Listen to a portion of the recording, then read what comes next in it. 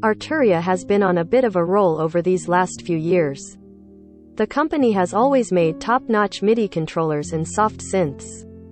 But in 2020 it announced the KeyStep Pro and Poly Brute, delivering the MIDI controller that many had been clamoring for and an analog polysynth that has bowled people over. Maybe one day, I'll be lucky enough to get my hands on one. Then in 2021 it gave the Micro Freak and Pigments 2 huge free updates, upgraded its FX collection with 7 new plugins, and launched the SQ80V virtual synth, which I fell instantly in love with. Now the company is launching EFX Fragments, a granular processor that brings an experimental edge to its current effects lineup. Granular is pretty trendy right now, check out the Microcosm and Lemon Drop for instance. But it's also can be difficult to tame. Arturia has been putting a lot of effort into making its software more user-friendly, though, and that's clearly on display with Fragments. Simply put, it might be the most immediate and musical granular processor I've ever used and gives the Microcosm a run for its money as a cheat code to creating beautiful ambient music. But it is capable of much more than just epic drones. The core of EFX Fragments is a granular engine with 3 distinctly different modes and a 16-second buffer. Depending on which mode you select, the way it chops up and plays back incoming audio varies. There's classic mode, which is pretty much what everyone thinks of when they hear the phrase granular synthesis. It's versatile and unique and very unapologetically digital. Texture mode softens the harsh edges a bit and leans into granular's more ethereal side, while rhythmic mode goes in the opposite direction, strengthening the stuttering and glitchy side. That's not to say you can't make drones in rhythmic mode, or create driving rhythms in texture mode, you'll just have to work a little harder at it.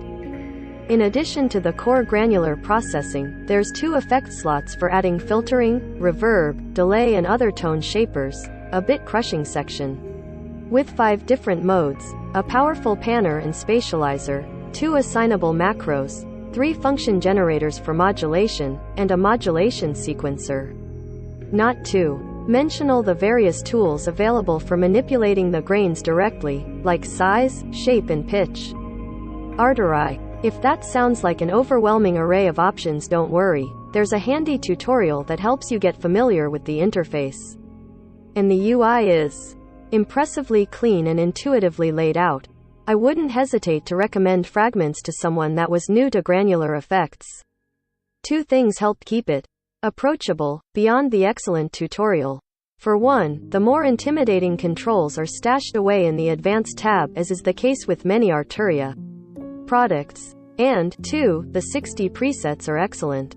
The presets cover everything from subtle background pads, to chaotic jitters, to dense otherworldly drones, and rhythmically complex pitch-shifted delays.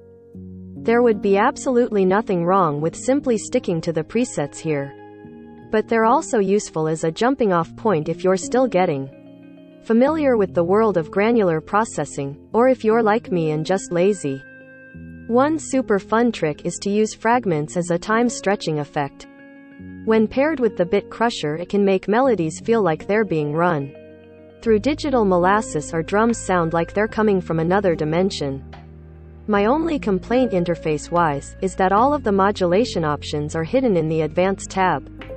But at least there are randomization controls around each virtual knob that allows you to create some movement.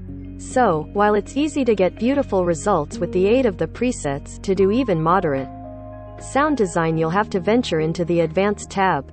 But you really should venture into the Advanced tab, if for no other reason than to see the super fun visualizer that brings me back to the days of Windows 3.1. Engadget Arturia EFX Fragments samples. Honestly though, the controls in the advanced mode aren't terribly hard to wrap your head around. You can basically draw whatever shape you want in the function generators, then click assign and hover over the parameter you want to control until you see blue numbers pop up next to it. Then just click in, drag up or down to set the modulation depth. This is basically how all of Arturia's instruments work. It's simple and effective way to make deep sound design tools feel more approachable. One other thing to know is that granular processing can be pretty resource intensive. I encountered stuttering and artifacts with the density turned up high even under ideal circumstances. A simple audio loop and no other plugins running in Ableton Live 11, with no other programs running on my 2019 MacBook Pro. With a 2.8 GHz i7 and 16GB RAM. So, be prepared to freeze or resample anything you're running through Fragments. EFX Fragments is available now at an introductory price of $99, though if you already own other Arturia products there's probably a steep discount waiting for you. You can also get it bundled for free with FX Collection 2, which is currently on sale for $299, which isn't a bad deal at all. All products recommended by Engadget are selected by our editorial team, independent of our parent company. Some of our stories include affiliate links. If you buy something through one of these links, we may earn an affiliate commission.